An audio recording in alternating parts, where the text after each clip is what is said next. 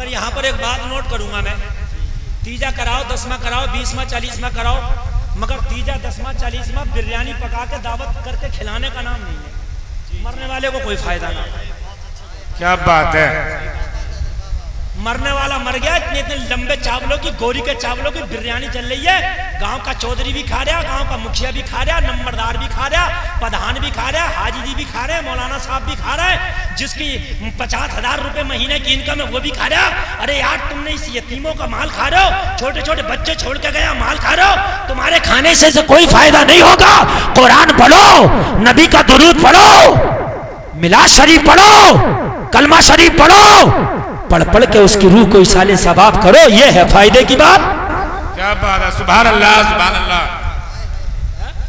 पूरे गांव में ऐलान हो रहा, जिस जिसकी दावत है वो खाना खा लें। ओ वलीमा चल रहा है, 40वां हो रहा, मुझे बताइए आप। अरे 40वें की तो नौबत ही कहाँ थी मियाँ, खाली जिस दिन मरा अभी इधर दफन करके आए, कब्र की मिट्टी बराबर नहीं हुई, वहां ऐलान हो रहा होता कब्र पे जितने मेहमान हैं सब खाना खा के जाएंगे। हो रहा होता कि नहीं हो रहा होता ऐलान? और मेरे भाइयों, ये ऐलान नहीं होना चाहिए कब्र पर। 2 घंटे तकरीर हो गई, 2 घंटे। हाँ, वो बस 5 मिनट बोलूंगा और तकरीर खत्म। मुझे पता ही नहीं चला 2 घंटे कब हो गई यार, मैंने अभी घड़ी देखी। बस 5 मिनट और तकरीर खत्म। मैंने 2000 किलोमीटर का सफर करके आप तक पहुंचा हूं मैं। पूरी रात सफर में गुजर गई मेरी, पूरा दिन सफर में गुजर गया, और फिर भी इतनी जम के मैंने तकरीर की। अल्लाह अमल की तौफीक अता फरमाए, आमीन।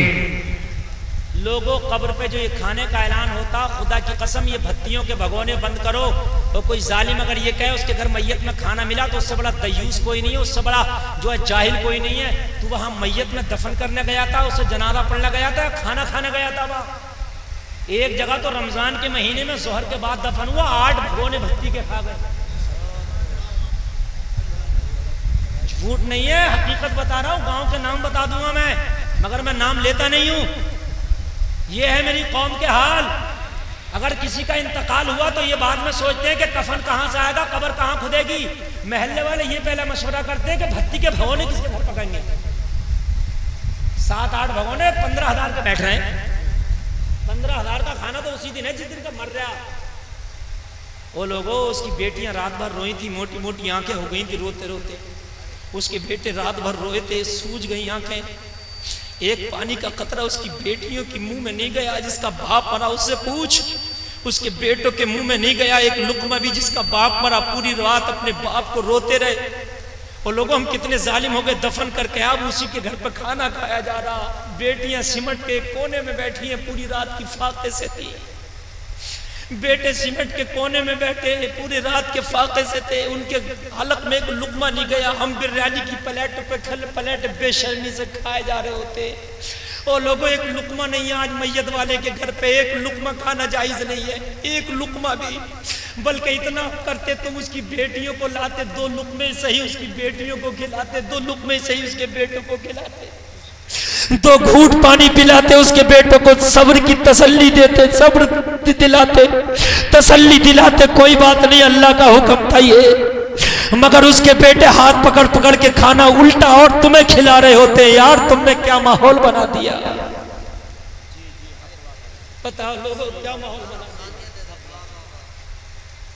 यार, आदमी मरता है तो इंतजाम नहीं करके जाता। शादी के तो इंतजाम होते हैं कि मेरी शादी में खाना पकेगा, लेकिन लोगों कौन इंतजाम करता? अपने बच्चों को कौन कहता लाओ मैं 2 क्विंटल चावल तुम्हें दिलाकर, बेटे दिलाकर रख जाऊं, मैं मरूंगा तो मेरे मरने के बाद बिरयानी पका के खिला देना।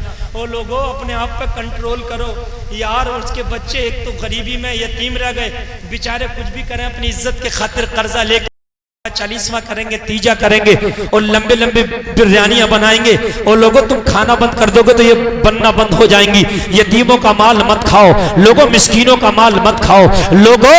कान खोल के सुनो, ये गरीब हैं यार और कर्जे में चले जाएंगे। बल्कि एक काम ये करो कि अगर इन यतीम बच्चों पे कर्जा रह गया था तो सब महल्ले वाले चंदा इकट्ठा करके इसके बाप का कर्जा उतार दो। सुभान अल्लाह सुभान अल्लाह। ये काम। कब्र पर एक ऐलान होना चाहिए। आखिरी बात बस मेरी सुनो, और वो ऐलान ये हो खाने का ऐलान ना हो, कब्र पे ये ऐलान हो कि इस मरने वाले के ऊपर अगर किसी का कर्जा था तो उस कर्जे के जिम्मेदार हम हैं, वो हमसे आकर ले ले, और अगर ले ना सके तो इसका कर्जा माफ कर दे, या तो ले ले या माफ कर दे। ये ऐलान होना चाहिए मेरे भाइयों, ताकि मरने वाला के जिम्मे किसी का कर्जा ना रहे। लोगों, मरना सबको है, मरने की तैयारी करो, अपने बच्चों को नेक बना जाओ, अपने घरों में इस्लामी माहौल पैदा करो, अपने बच्चों को इस्लाम का सिपाही बना जाओ, और किसी को सताओ मत, किसी का कर्जा लेके ना जाओ।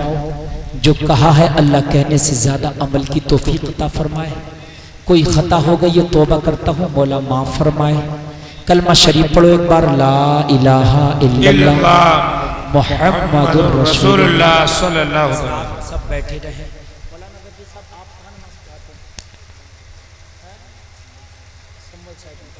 और वो इमाम साहब का नाम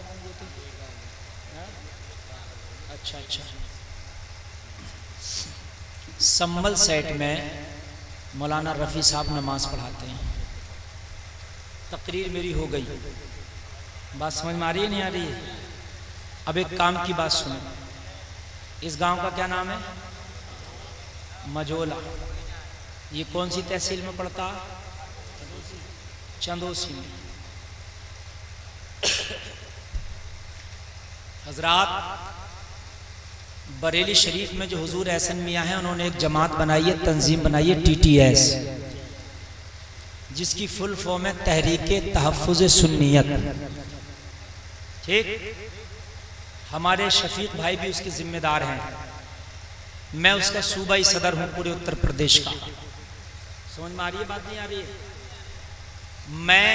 मेरी ये जिम्मेदारी है कि पूरे उत्तर प्रदेश के गांव को, पूरे उत्तर प्रदेश की तहसीलों को, पूरे उत्तर प्रदेश के जिलों को हम बरेली शरीफ TTS से जोड़ें। हम हर जगह सदर बना रहे हैं, और वो सदर जो है वो पूरे गांव की बात सुनेगा और मरकज तक तुम्हारी बात पहुंचाएगा। आज तुम्हारे ऊपर कोई जुल्म हो या अगर तुम्हें कोई सताए तो तुम्हारी आवाज उठाने वाला नहीं है, इसलिए कि तुम जुड़े हुए नहीं हो, तुम अलग अलग फटे हुए हो। अगर तुम अपने मरकज से जुड़ गए तो एक मुट्ठी में हो जाओगे, एक आवाज होगी, और जब एक आवाज होगी तो इंशाअल्लाह हमारी आवाज से दुनिया दबेगी भी, हमारी सुनेगी भी। जैसे अभी उर्से आला हजरत में कुछ लोगों पे प्रशासन ने मुकदमे किए हैं, और एक मौलाना दानिश ने गिरफ्तार किया गया। हुजूर सुबहानी मियाँ ने ऐलान किया है, अगर हमारे लोगों के मुकदमे वापस नहीं लिए गए तो हम खुद गिरफ्तारी देंगे, हम जेल भर देंगे। जब हमारे बड़े साथ आएंगे तो प्रशासन को भी दबना पड़ेगा।